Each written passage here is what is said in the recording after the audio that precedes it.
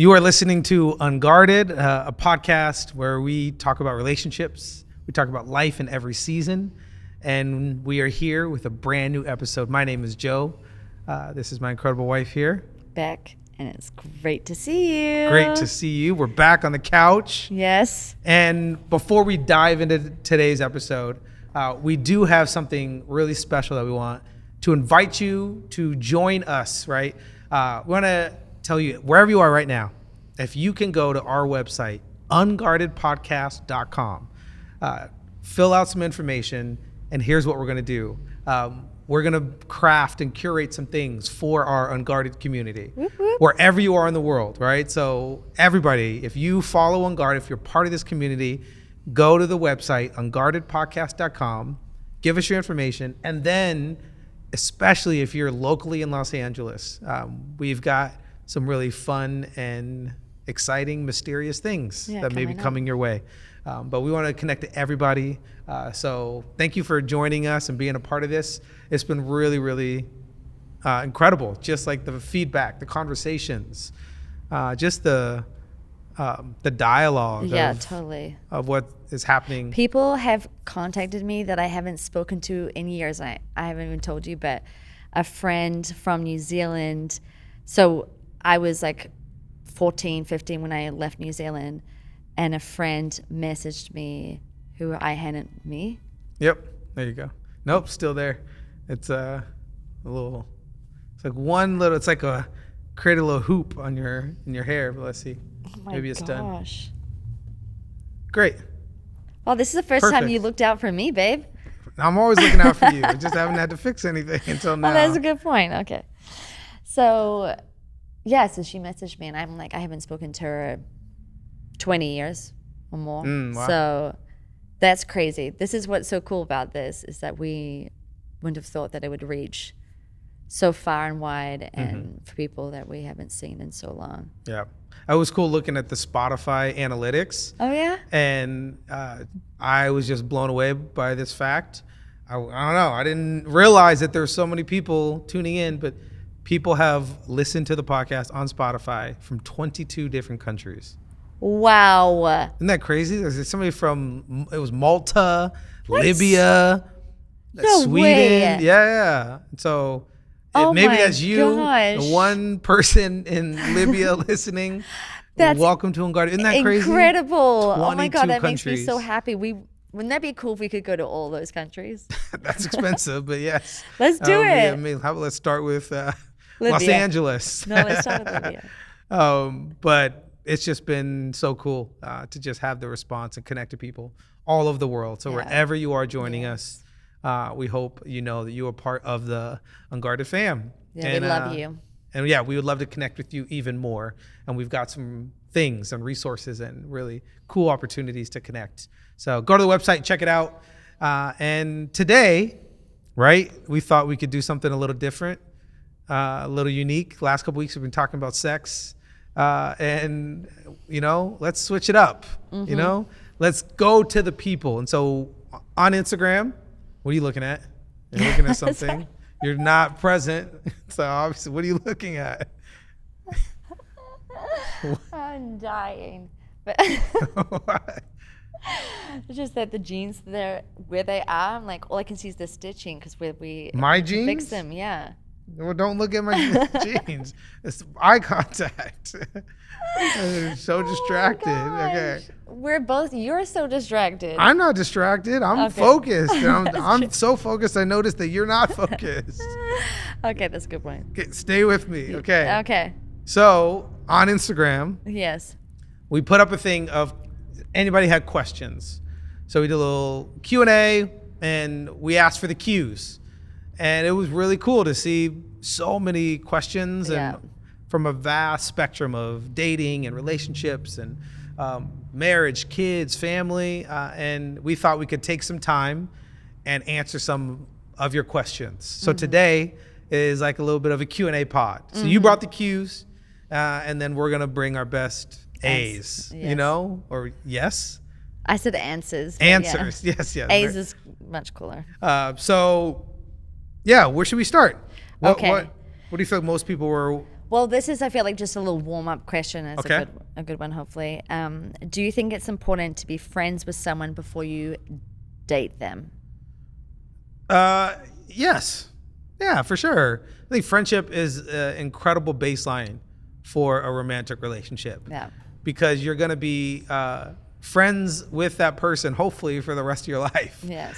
You know, and if you can establish that early on, if you could just, you know, have the value of doing life together, laughing together, finding commonalities that you really resonate on, also finding differences that you didn't care about before you met that person. Like that was one of my favorite things in us dating, or even just getting to know each other at first. You opened up my world to so many other possibilities that I didn't even know were there. What are the things? Like All Blacks, Oh, yeah. the New Zealand rugby team, which just has the best, most iconic name ever, the All Blacks, Yeah, right? so Even though cool. there's no black dude on the team, it's still iconic, right? Yeah. The jerseys are all black, and they're the best rugby team in the world. I was watching rugby matches late at night when we were doing long distance because I wanted to have resonance with you. That's so sweet. Right? And yeah, I wasn't really watching it, but that's sweet. You were. Maybe I was just trying to have resonance with your dad and yeah, with your family or members. my country. I like that. That loved rugby.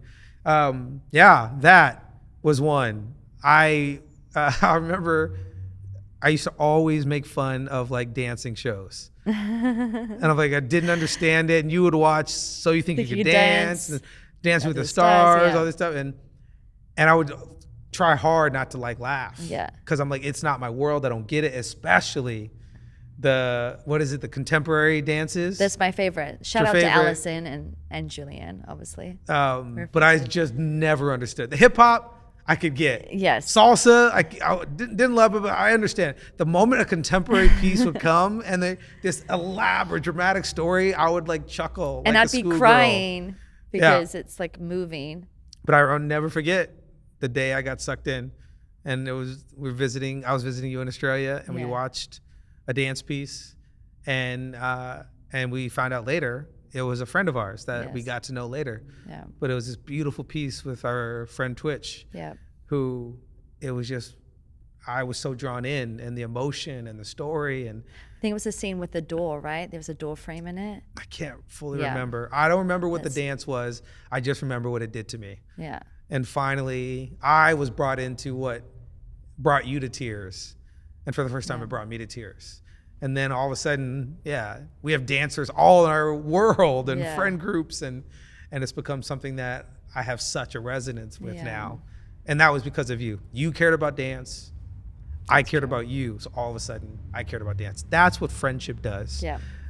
Is that it opens you up to care about things that are bigger than yourself. So I think it's a great Yeah. baseline in a relationship. I think obviously we weren't really friends before we started dating, or it was, it's like It happened quick. it happened Yeah, quick. Sure. We fast forwarded a little bit, but that's also because there was a tight timeline. I was only here for like 7 to 9 weeks before my visa would expire. So we kind of like, okay, we should start dating, Yep. and we knew kind of like, okay, I'm interested in you, you're interested in me, let's do it. Sure. But I think if I didn't have that pressure, maybe we would have taken more time. But I loved hanging out with you and your friends. Yeah.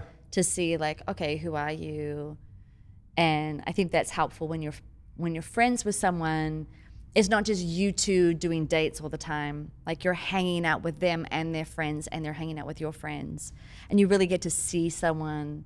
Because I think that could be the red flags. Like, does this person have good friends? Yeah. And are they trustworthy? Are they someone that you could see yourself being friends with? And if you can't, or if they're alone a lot, then that could be like, hey, maybe something's amiss here because they don't have good friends. Sure. Yep. And yeah, I mean, I think what you said was great, that you find out, okay, what are you into? And I think that's the foundation of a great marriage. Yes. Is that we are great friends. Yep. And even with kids going, crazy, chaotic in our house, there's moments that we look at each other and we're like, this is mayhem, or, it's just like our Win the kids day. win the day. Yeah. The kids are chatting, telling. It's like so much is happening, and we both know we love this chaos. We chose this chaos, but we're in it together. Yep. And that really is like the foundation. When we go and travel together, we love spending time together. Mm-hmm. And for me, it reminds me like, oh, we're really good friends because we can spend days and days together, like laughing, hanging out. And that's the thing. You're going to laugh with somebody far more than you're going to make out with them, far more than you're going to have sex. And so it's like, that's why friendship is so key, because if you can't laugh with that person, then have you really taken the time to establish a friendship worth a lifetime? Yeah, that's good. You know, my mom always said that's one key thing she told me: marry someone who makes you laugh. Mm-hmm. I agree, Pam. Yeah, yep. And you make me laugh. Ah, I'm a funny guy. And then I try to make you laugh. No, you do. Sometimes, you have different humor, but that you've opened me up to that humor. Okay, should we do another one? Another question? Yeah. There's some really good questions, And then maybe we take a little bit later, David Yanez, if you have some live questions that you want to throw out, be ready. Producer extraordinaire. What should the first 3 months of relationship look like when dating for marriage? Wow, that's where you went. That's the I know. I just kind of jumped to that. But what should the first 3 months of a relationship look like? Yeah, it's very specific, right? Yeah, I would never look at what's the magic sauce of 3 months. Yeah, it looks so different. This isn't like a presidential term, first 100 days. Like if it doesn't look good. So I don't know about the 3 months, but I would say, and we kind of talked about this before, early on in a relationship, let's just start there. Yeah. Is there laughter? Is there joy? Do you miss the person? Do you want to spend time with them? Are you thinking about them? Yeah. Do you come alive when you're with them? Yeah. Yeah.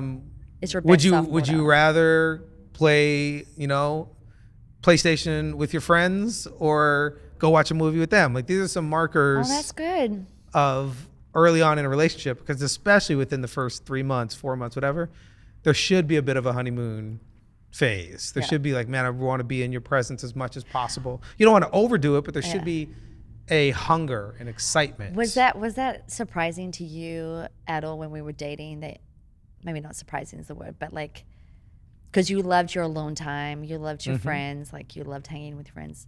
Yeah. Were you like, oh no, I really want to see Beck, so I'll sacrifice these other things to see her? Yeah, for sure. There was moments, and every time I was like, man, I really want to see Beck, I was reminded she lives on the other side of the world. Did you forget that you left me for a year? Okay. We dated for 3 months, and then I didn't have that luxury. There was no time with you. There was Skype, but that was a different nature of our relationship because we did that year-long distance.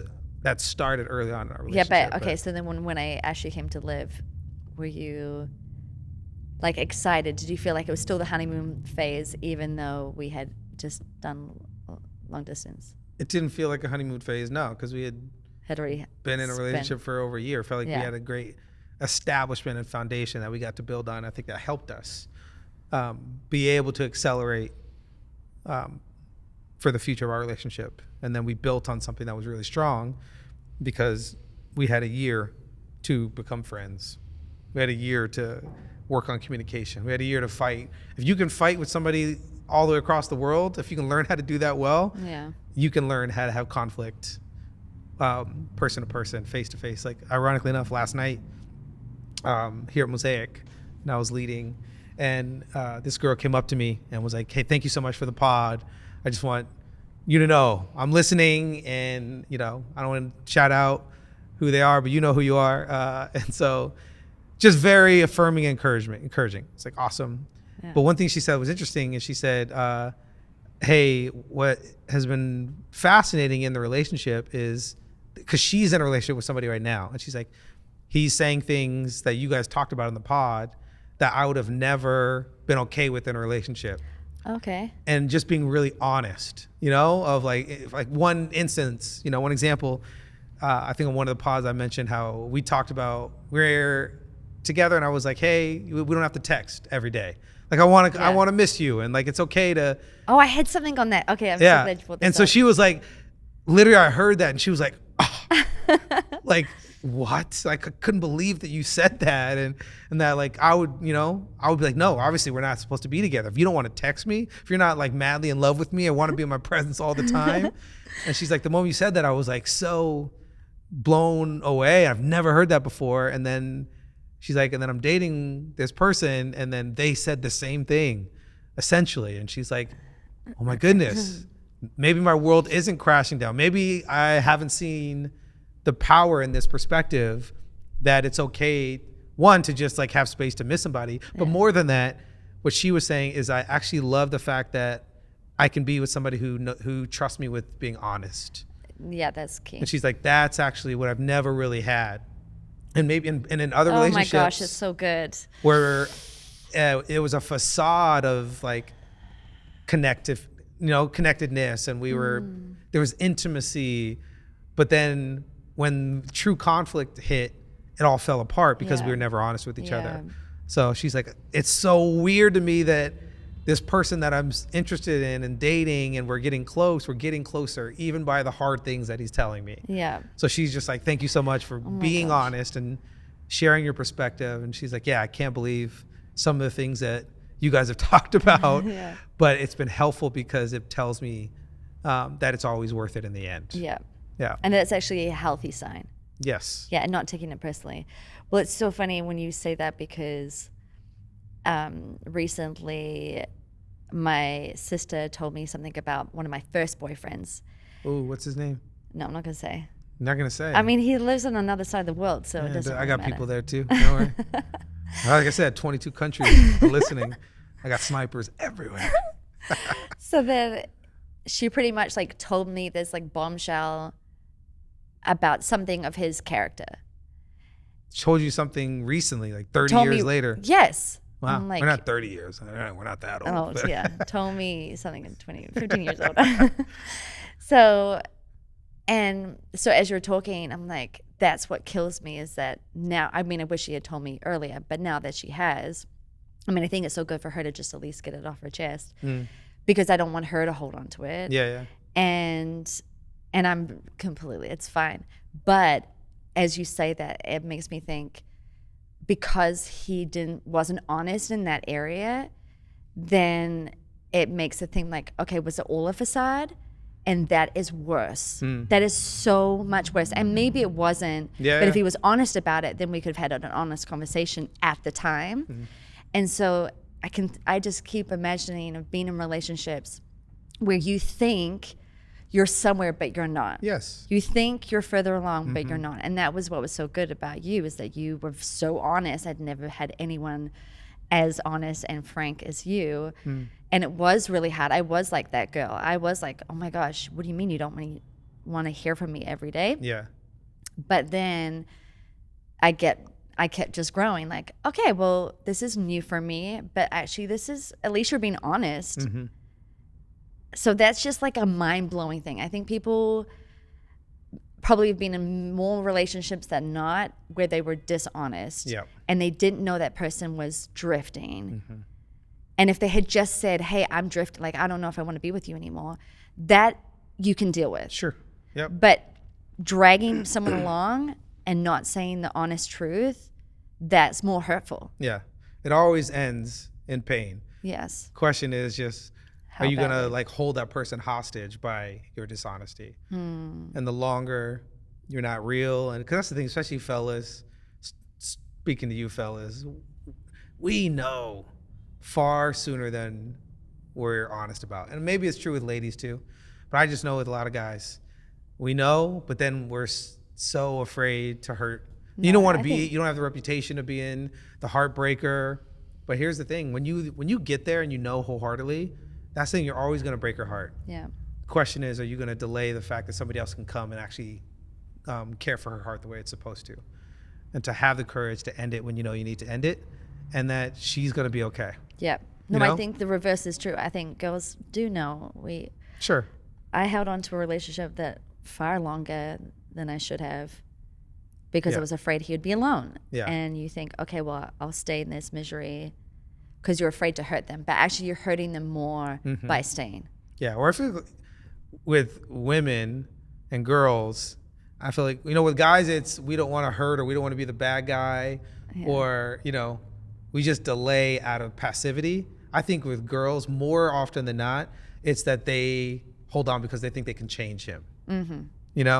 Like, and because I feel like a lot of times I feel like, I don't know, just my read, maybe I'm No, wrong, I but mean, girls, majority for sure. of just like, because a lot of girls I know, especially single, they want to be married. They're looking for that guy. And when they know it's not him, they're like, all right, cool. I'm on to the next, and believing there's like a 10 out of 10 guy waiting for me, and I'm not going to waste my time with you. I think the delay in girls more often is like kind of what we talked a little bit maybe last week about ignoring the red flag, because you desperately want it to be him. And you hold on hoping that the him that you see in your dreams is one, choice away or 1 second away. But, just I think I think we're on the same page agreeing just when at your core, it's time to make a shift, have the integrity to step into it, and know that this is actually the healthiest, wisest decision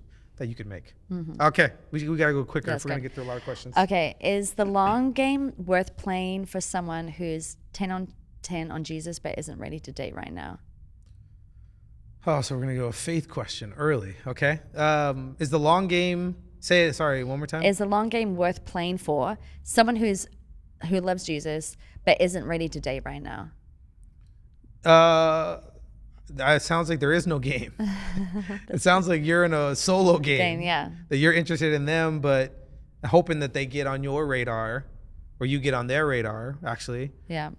But I feel like you're wasting your time if you don't even know the person. Like maybe that is the question you ask. Do you even know this person, whoever they are that asked this question?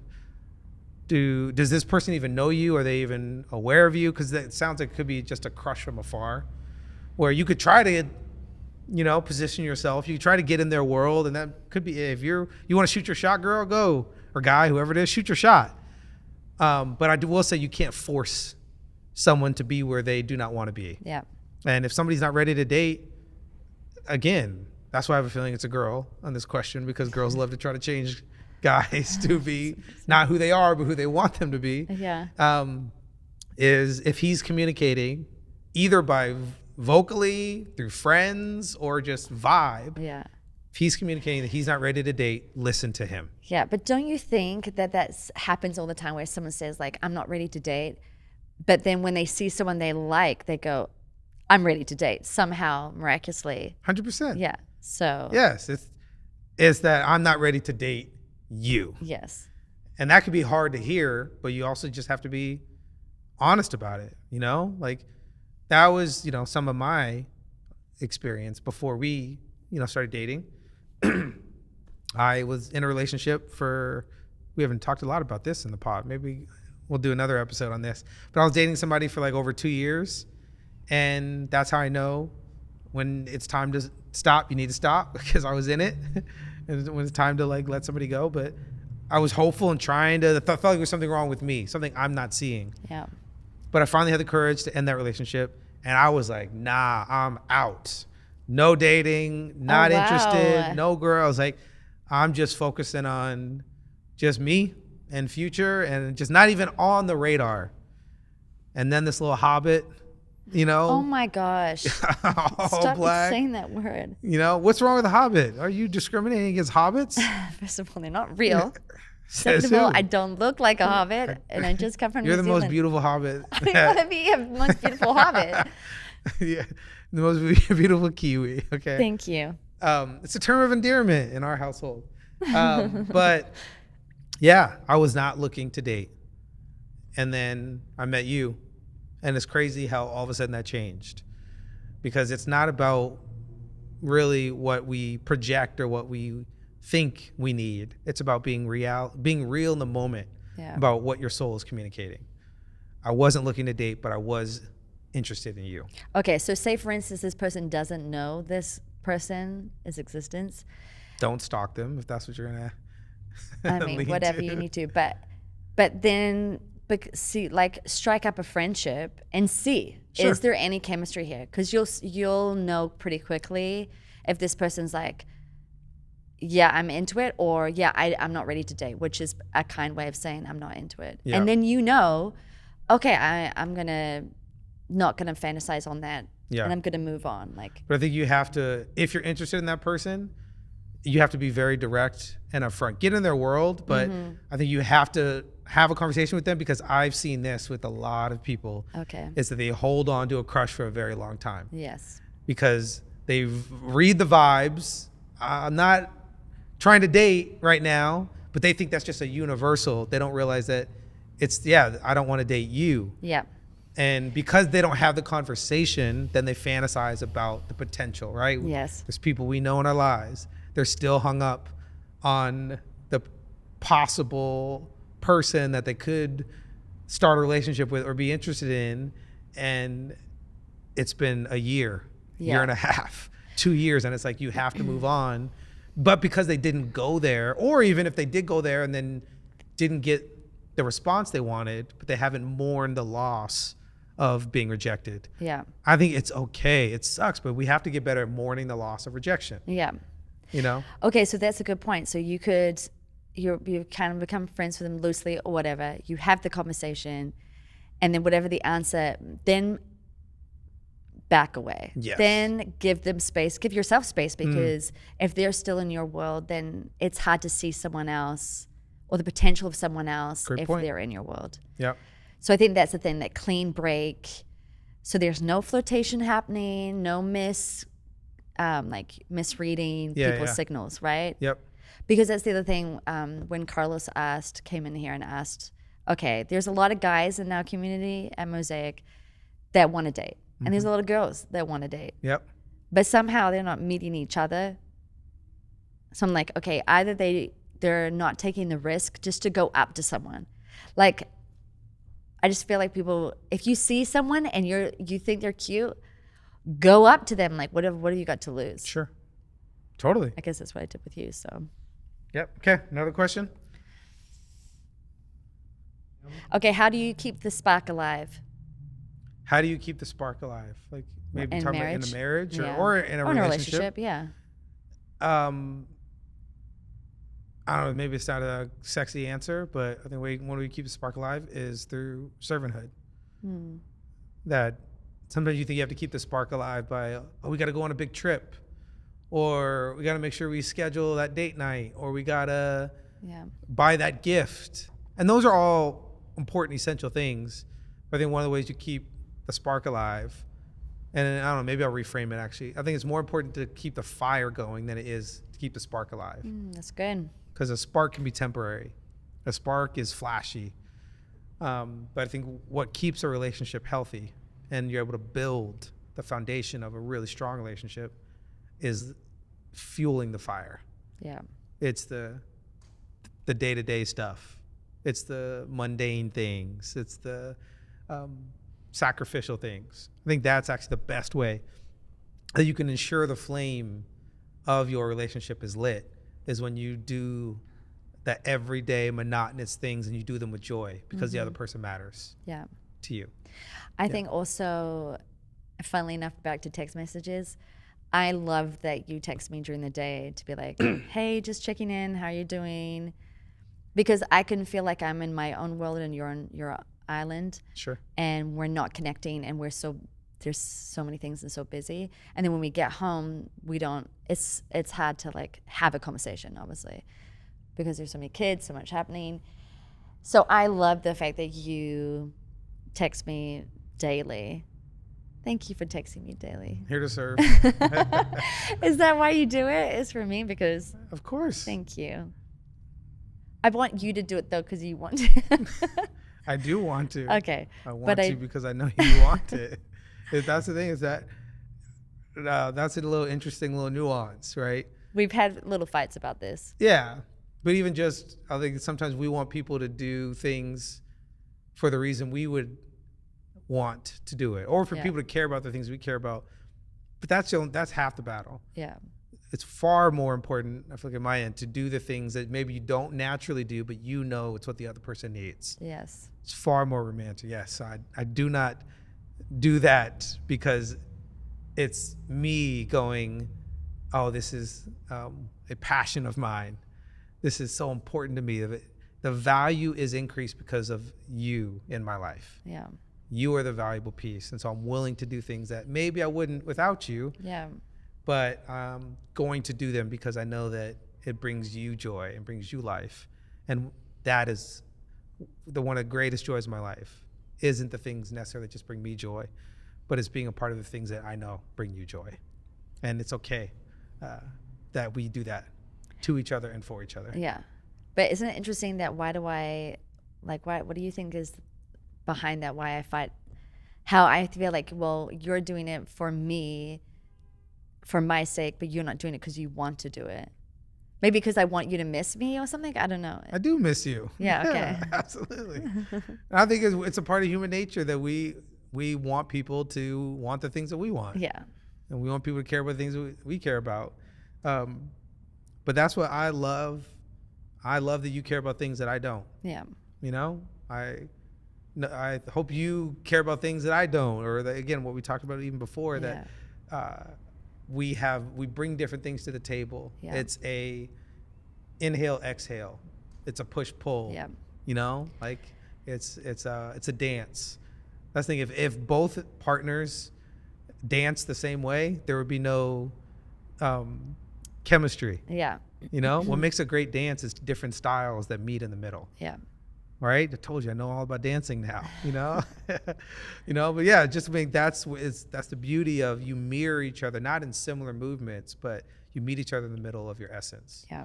And so, yeah, be around people and be interested in people that have far different passions and desires and preferences. And I think that goes back to that question of how to keep what you said about the flame alive, is being interested and serving someone else and being interested in the things that they're interested in, which, you know, that's one of the reasons why I watched Quarterback on Netflix. That's right. Yeah. Wide receiver. Yep. I'm like finally starting to try to understand football. Mm-hmm. And, you know, I even watched, it's funny because you said like, wow, you're on this crime kick. of watching these crime shows, which I normally would never watch without you because I'm always too afraid. Sure. And now I'm just watching them because I know you love those shows. And it's funny that you're like, wow, you're really watching a lot of those. It's kind of dark. I know. I was like, how's your soul? Yeah. Okay. I have one. Okay. What is something you both have on your bucket list to do as a couple? Buy a house. Buy a house. Let's go. Shout out. Any real estate agents? Anyone want to help us? Right? Anybody, lender? Anybody with just a couple mil that you just want to invest into the Unguarded podcast, you know, so we can have a new couch. And a new house. But I love that. Absolutely. Cool. Maybe we'll just ping pong or go popcorn style. Quick one of these. How is it okay to agree to disagree with your partner? Yes. But you taught me that. I did. How did I do that? Because I always felt like you have to. I was like, what do you mean you don't agree with me? I literally had a conversation with someone yesterday about this, that for the longest time, I mean, I grew up with a twin sister, so I felt like we always agreed on the same thing. And then when I met you, you disagreed with me on so many things. I'm like, no, you have to. I was like furious. No, you have to agree with me. Like, you have to see it from my perspective. And then you would constantly say, why is it like I should be allowed to disagree with you and that should be fine? Mm-hmm. So then I had to get over it and go, okay, you're right. You should have your own opinion, and I don't need to force my opinion on you. Isn't that a crazy thought? It's a crazy thought. I'm learning so much. No, we've all grown. There's plenty of things I need to grow. Yeah, I remember those conversations, but I do think it's important to go. It's okay to disagree. Agree to disagree on preferences, on opinions, on shallow surface level things. You know. I do think you can get into a little danger zone when you're agreeing to disagree on core value systems, on principles and ethics. Yeah, that's good. There are a lot of things that we agree to disagree on. We come from different backgrounds. We have different experiences. We have different things we care about. But there are core things that we agree to agree on. Yeah, that's good. And that help fuel our relationship, that help center us and anchor us. You know, and I think that's where a lot of relationships, you know, you get into trouble or there's some hangups, is because what somebody thought was a core agreement isn't met by the other person. And that's why core values matter, that you have to be on the same page with essence, with like how you're going to raise your kids. I've seen this, we've seen this so often. It's not about it's not about the faith story. It's not about like because you got to be in agreement on your belief in God or not, or it's not really about the faith. It is about the core. And that if like something is so deeply rooted in you, just use for our lives, right? Jesus, we are both followers of Jesus. It's the core of who we are. But there would be a real distance and an issue in our relationship and a vacuum that'd be hard to overcome if Jesus was a core part of my life, but he did not matter to you. Yeah. And it doesn't mean that there wouldn't be things that we could have a really beautiful relationship with. It doesn't mean that we couldn't be great friends. It doesn't mean even we couldn't have a good marriage, but there would always be a touch point because I couldn't share with you the very thing that has established me at my core. And that's why I do think you have to be careful when you're talking about core principles, core values, core essence, that you are moving in the same direction, because it will eventually become a huge tension point in your relationship if your core is not in resonance with each other. Yeah.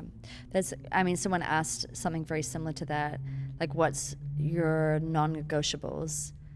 And for us, that just was one of our non-negotiables of we both love Jesus, and that everything in our life points towards Jesus. Yeah. So then certain choices that we would make as a family are easy. Like if something you get asked to do and it's pulling you towards Jesus, then it's always a yes. Yeah. Or even just pulling towards your friends or hanging with your friends. I'm like, those things, I'm always for that. Sure. Right? Yep. You got another one? You got a good one? David Giannis, do you have one? Do you want to talk about the apps, the dating, swiping culture? Sure. I mean we're so out the game. Like we never had to deal with. The only app that was around when we were dating was eHarmony.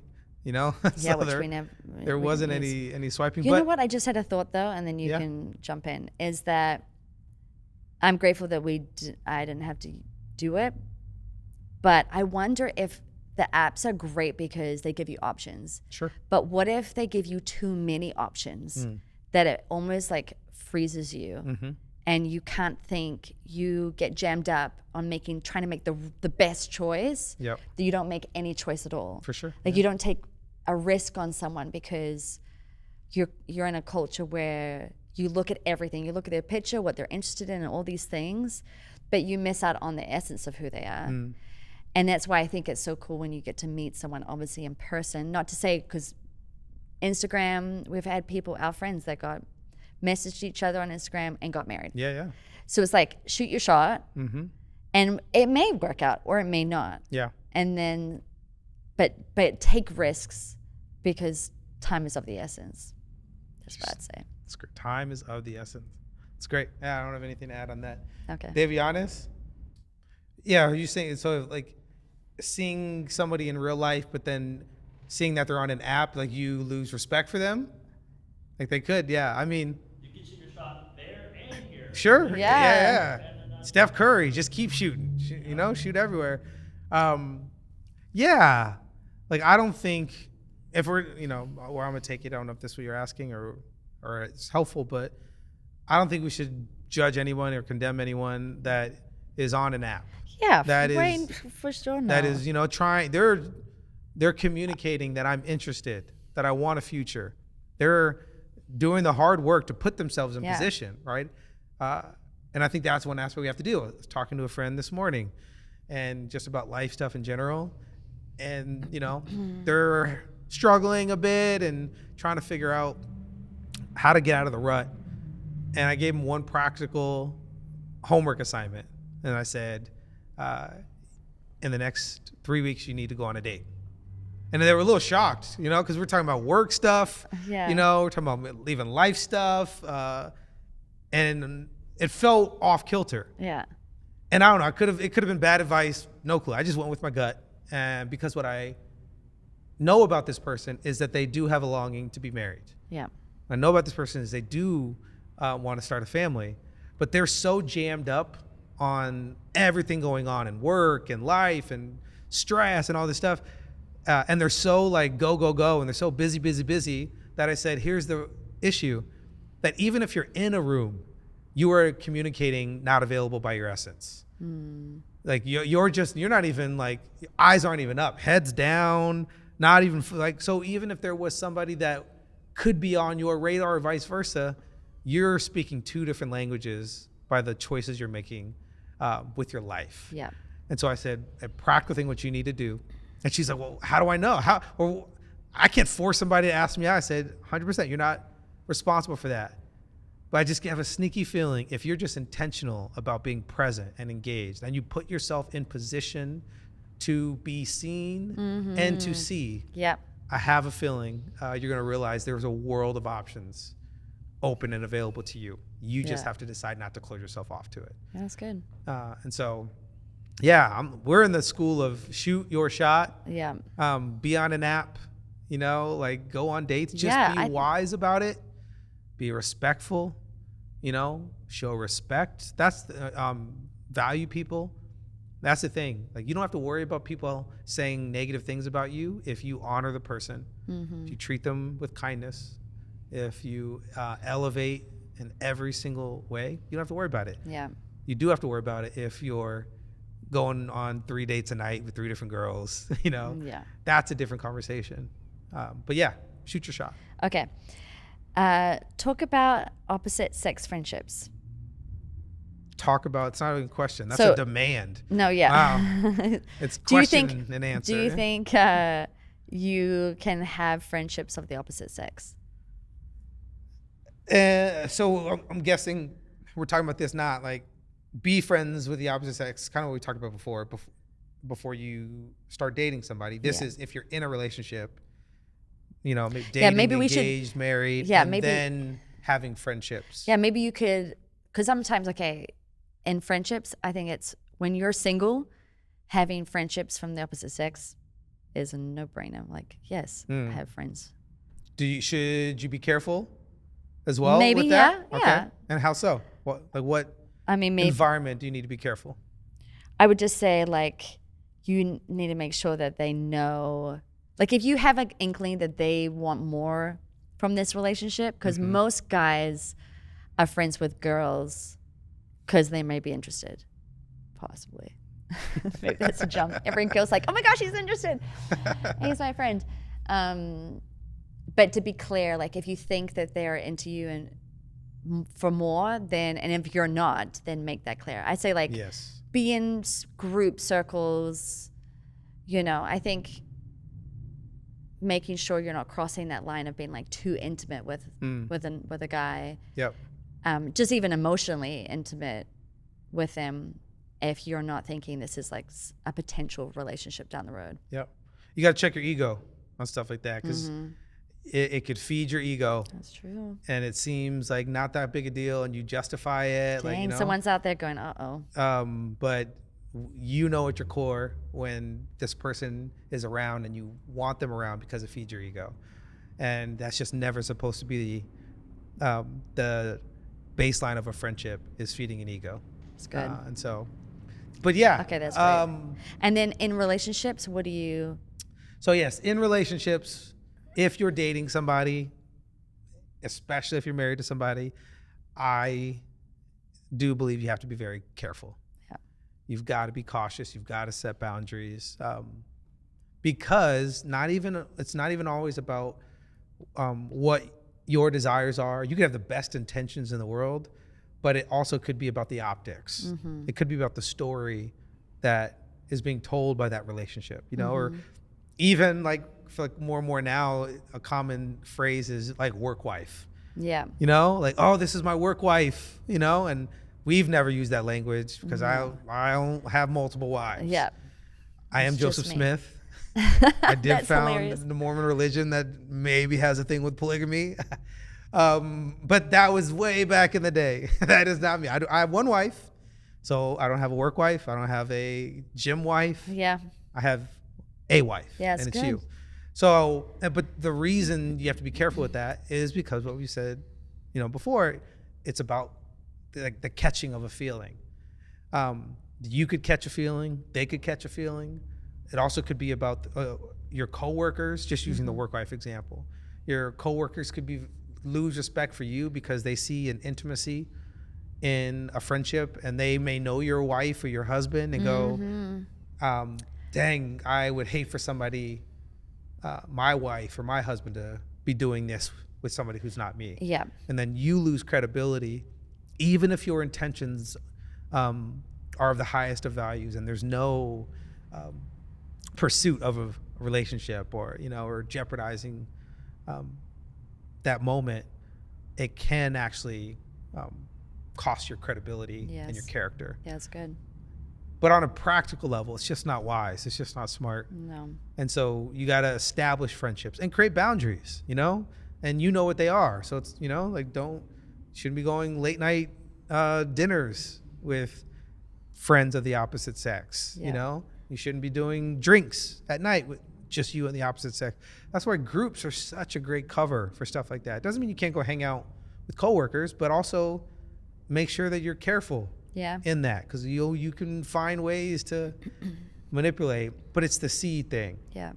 And you want to make sure you don't plant a seed in an unhealthy environment that all of a sudden grows, and you're like, how did I get here? Mm-hmm. And I think a lot of people who have made really destructive choices in their marriage, in their relationship, affairs, cheating, right, dysfunction. Yeah. Nobody ever sought out, unless you're a really broken and evil person. Yeah. Nobody seeks out to blow up their marriage. Yeah. It's that you don't put the right parameters to guard and protect the things that matter most to you. And it's just not worth a fun time at the bar. Yeah. Your kids and them believing in the power of commitment and that they're worthy of someone's best is far more important than you going and spending time with your work wife or your work husband. Yeah. Yeah, I don't think that friendship is worth it. Yeah. That's where I think you have to go, is this worth what it could cost me? And does this protect my husband or my wife? And we've always just been like, okay, we're obviously we're best friends, and then we have friends of the opposite sex, but they're couples. Yep. And I think Absolutely. that's so much better because it's always in a couple situation. Great. Well, kind of connected it to what we just talked about a little bit. Yeah. I have this that says, I thought it was a great question, really honest. What keeps your marriage alive and focused on each other? It feels like everyone cheats. Mm-hmm. So say that again. So you weren't listening. You were thinking about another question, weren't you? Okay. Are you with me? Yes. All right, here we go.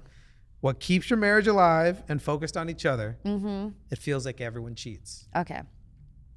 Well, I've read recently about how one of the things that keeps a successful marriage, and I think it's very true, is making sure you keep the other person involved in your life. And I think, we have a lot of things we do together. We're parenting together. We have a lot of things we do, but then there's also things that we do on the outside. Me starting my vintage company. Hey, shout out. What's the name of it? Friends of. Come on. And yours, like writing your book or things you're doing at Mosaic. And so there's things, we don't see each other all day, every day.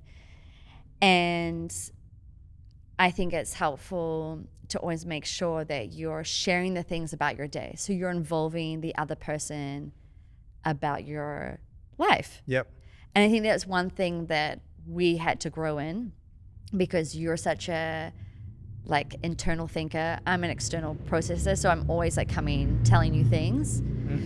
But even I could slip and go oh yeah, I'll tell them later, and then I have to be intentional about oh yeah, this happened to me today. Yeah. And I loved that you worked hard on coming home and saying oh, this happened today. Sometimes that doesn't always happen. Sure. And sometimes it comes out in group situation, which is why you should always have friends. You always hang out with friends, because that's when you are the most relaxed and things come to your mind like, oh my gosh, this happened last week. Oh, did I tell you? I'm like, no, you didn't tell me. But Should be the name of our memoir. Did I tell you? ... And I first thought, like, this is so frustrating. Like, why aren't you telling me? Which seems not really a big deal at the time, but Sure. I want to be involved. I want to Yeah. be included in your life, and I want to know, even if it seems like it's such a small thing.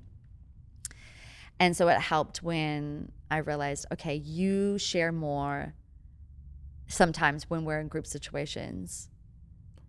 Yeah, or maybe not that even that I share more in terms of volume, but there are certain things Specific things. that Yeah. pop Yeah. in my brain, you know? Yeah. Because I think sometimes you need, that's what I love what you said about being in relationship with couples and friends, and that it's not just isolated to Yes. you two, because that's the thing. It's not even like I'm gatekeeping or holding Yeah.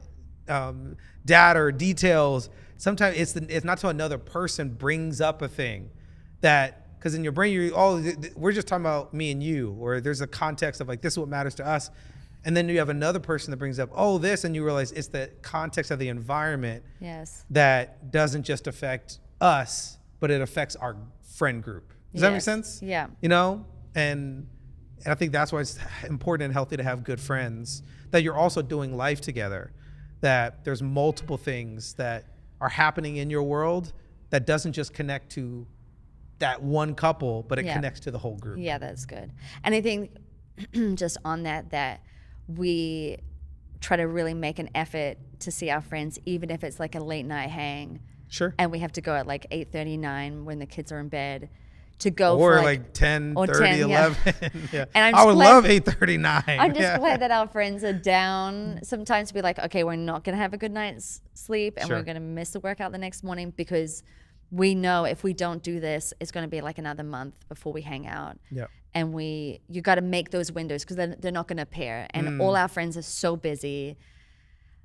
It's like, how do you find time Yeah. where you're both available?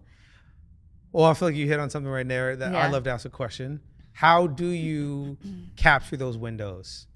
How do you say yes? How do you discern those windows, right? Because I think we've had these conversations with a lot of friends too that maybe are mourning the loss of certain friendships. You know, maybe are mourning the loss of like intimacy, that we're not as close as we used to be. Yeah. And I wonder if sometimes it's because you didn't like capture the window when it was open, where both people are willing to make the sacrifice to invest in the relationship, even at the cost of sleep, Yeah. energy, babysitter, money, resource, right? Yeah. But you are a person that I love, that you like capture windows, you seize it, you make it happen. And I feel like that's a reputation that you have, and friends know, like you're gonna figure it out. But I don't know if everybody has that skill set. So it's a long way to say this, but how do you capture those moments? How do you have the type of spirit where you don't miss moments and you figure it out? Does that make sense? Yeah, it does. I think for me is, if there's a will, there's a way. And if it's a priority in your life, you'll make it happen.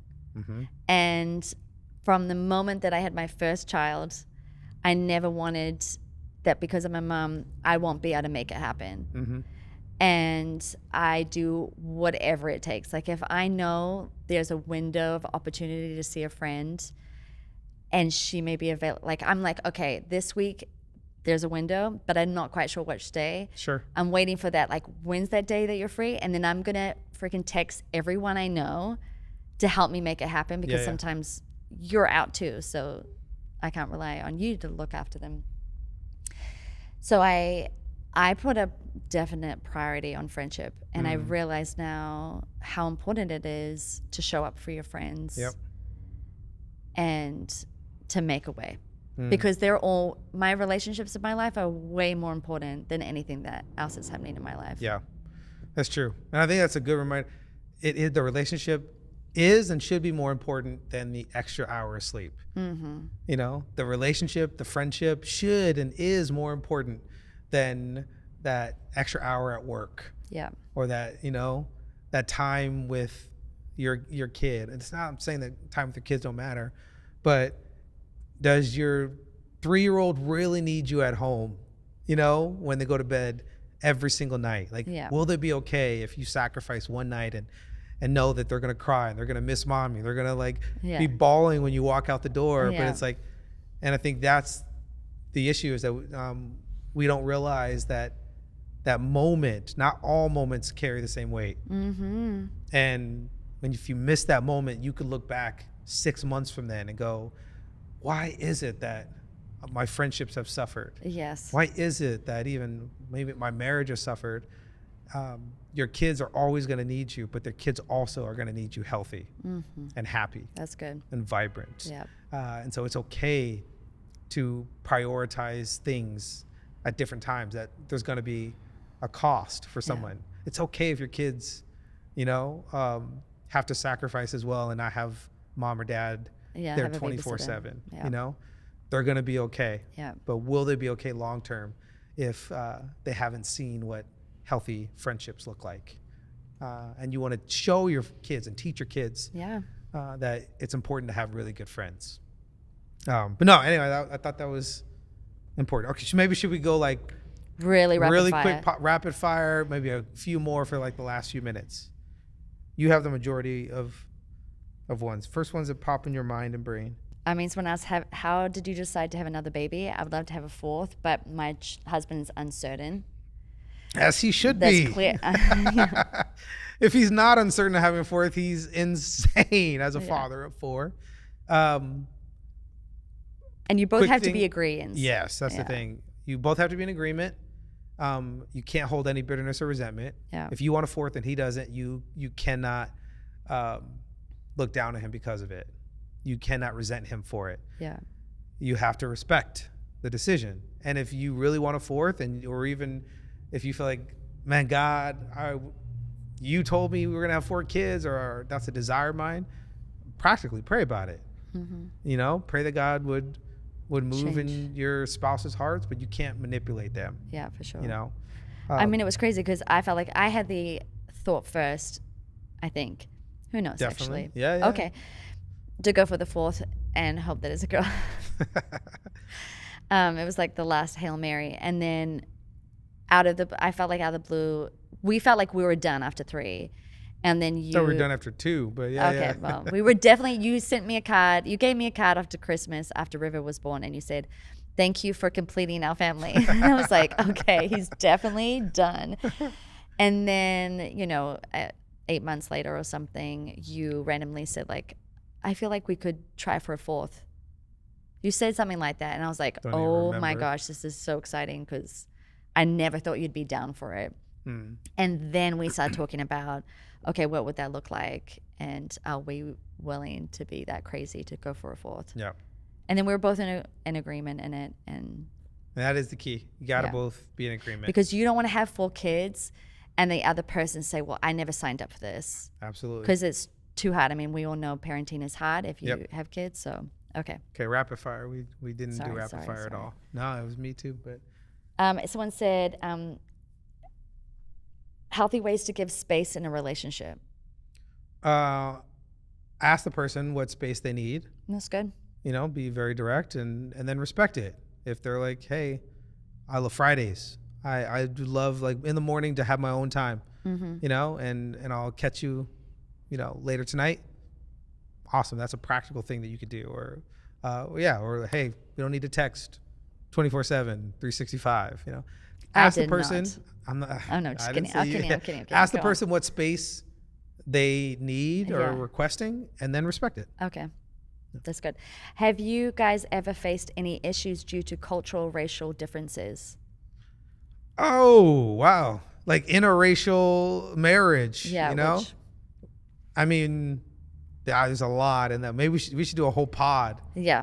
Okay. About interracial dating. Have we faced things for sure. I remember we had really tough conversations. I don't know if anybody realizes this when you were listening. If you've been to New Zealand, there are no black people that's true. in New Zealand at all.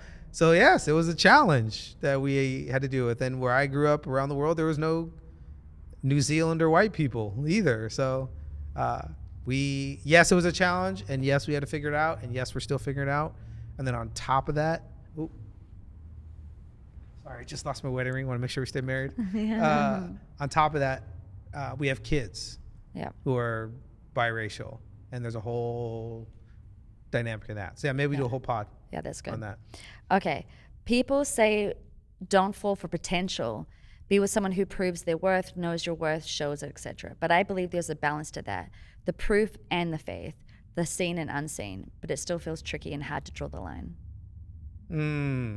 It's good. I mean, it's a long question, but it's basically, how do you not fall for potential? Like, Yeah. or how do you see the best in someone and believe there's more in someone, but then are you seeing something that you hope for rather than something that's actually there? Yes. So I think you have to make sure that you're not, that you're not only seeking potential, or you're not only Yes. attracted to potential. You should be attracted to the essence of the person. You should be attracted to the character of the person. You should just be drawn to who they are, and then excited for like the 2.0 version of them that's about to emerge. Yeah.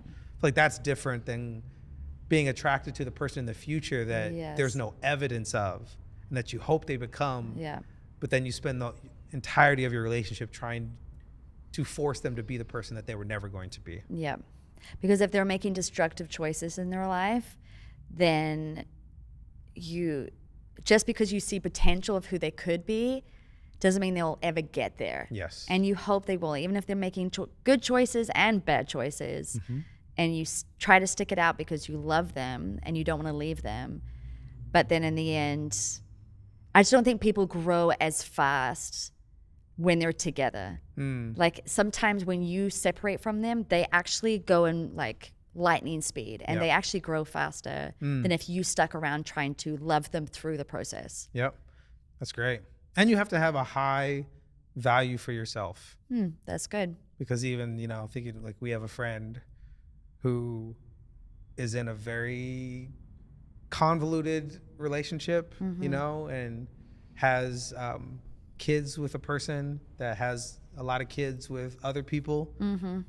And it's really hard because, we see the heartbreak in our friend who desperately wishes that she could be chosen, who wishes that she was worthy of the commitment. Yeah.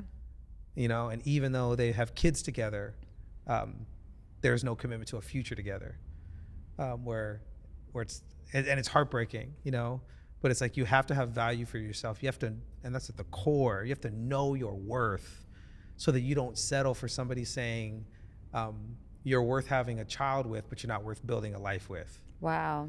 And I think we just even have to remind people, and especially, women, because I just have seen guys play the game and say enough to keep you close and to keep you coming and to keep sucking you dry, but not actually say the things that you desperately want to hear, your soul needs to hear. And we want you to know you're worthy of someone's best. Yeah. And do not let somebody tell you that they will go X, Y, and Z with you, but won't go the whole way, because you're worth the entire journey. You're worth the whole package. And when you know your worth, you will not settle for anything less than that value. That's good. Okay. Maybe one last question and then we wrap it up. I mean, I was about to say that's so really good. You did that so well. We can end there if you want, unless there's one last burning question. How do you know? How do you know that somebody is the one? Yeah. How do you know that somebody's worth pursuing? Like, just, I feel like the secret sauce of, there's so much uncertainty in relationships. There's so much doubt. There's so much like, we so badly want the formula. So how do you know when somebody is worth pursuit? I mean, when I met you, I just think you were everything, so much of what I wanted to be, and so much, you had the character of who I wanted, or wanted to become myself. like the integrity, the kindness, the humility, the way that you served people. Like I saw all of those things in your life when I met you. And then I would just wanted to be more like you. And I knew that the best of me would come out. And even though it was tough work and like you challenged me and it was those hard conversations like that girl said about the text messages, like those things were tough and they were hard, but they were hard on my pride and my ego. And again, I had to let go and say, okay, am I just crushed because of my ego? Or is there a validity to what you're saying? That you're trying to help me see something that I had never seen before. And just because I hadn't seen it doesn't mean it's not true. Yeah, it's good. So I had to let go of those things time and time again. And every time that I did, I became something new. And it's like you helped chip away the things that were the barriers that I was keeping, the pride, and that weren't necessary for my future. Yeah. I had to let it go. It's good. I love that. And maybe I asked the question, so I guess I'm answering my own question. But I don't know, my first thought, I didn't think about this. I really just wanted you to answer it, but you got me going in my brain. My first thought is, you know how you know? You don't. You never know. We want certainty. We want like a stamp of approval. Even in fact, last night, the same girl talking about the podcast and how much she's loving it, but how it's challenging her. She said, I was stressing out so much. Because I guess in one of the episodes, we talked about, you asked for certainty or maybe I said that I didn't know if it was going to work out. Yeah. I think maybe that's what it was. Like, didn't know if we were going to be married forever or that I could guarantee. You couldn't guarantee. I couldn't guarantee that this was going to work. But what I could guarantee is that I would choose you every single day. What I could guarantee is that I'm going to blood, sweat, and tears do my part to honor you and love you and build a life with you. And then I'm pretty confident we're going to make it because of the life that we choose and the sacrifice we make. But I don't think there's a formula. I don't think there's a framework. I don't think there's like a check mark of like, oh, a checklist. When you do these things, then you know you're ready. Or when he does these things, then I know he's the one. We don't know. Yeah. And I think that is the beauty of love. That is the power of relationships, is that it's the greatest risk that we could ever take with our life. It's the thing that can leave us the most vulnerable, the most fragile, that every single time you choose love, you also choose the opportunity to be heartbroken. You choose the opportunity to be let down. And it's the greatest risk we could ever take. But that means it's also the greatest reward that we could ever step into. And I wonder if we should just stop looking for all the signs and waiting for the stars to align. And even what you said earlier that I just love is that we should have the courage to just act. That we should just shoot our shots. We should just take a chance, you know? We should tell that person, I don't know how this is gonna end. I can't guarantee that we're gonna make it, but what I can guarantee is that I'm gonna give you my all, heart and soul, no turning back. And maybe that could be a revolution of love that we unleash in the world around us, is that we stop holding on to ourselves until the right moment, and we just live fully free, fully alive, fully open, fully unguarded, and see what life we build in the future.